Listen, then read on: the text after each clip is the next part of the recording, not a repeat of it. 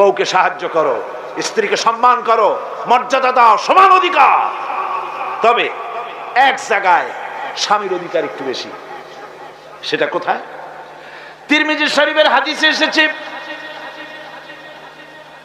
একবার আল্লাহর নবী এক পাহাড়িয়া এলাকা থেকে যাচ্ছিলেন, জঙ্গলের এক উট এসে নবীজির পায়ের উপরে সেজদায় পড়ে গেল, পায়ের উপরে চুমো খেলো।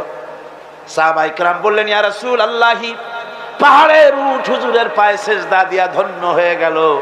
হুজুর যদি অনুমতি দিতেন আমরাও হুজুরের কদমে সেজদা দিয়া ধন্য হয়ে যেতাম। নবীজি বলেন, মানুষ মানুষকে সেজদা করা হারাম।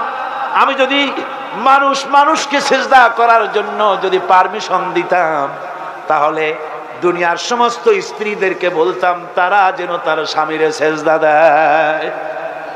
স্বামীর মর্যাদা এখানে বেশি।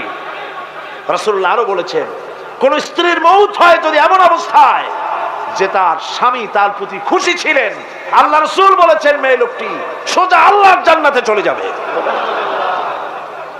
স্বামীর মর্যাদা এখানে বেশি।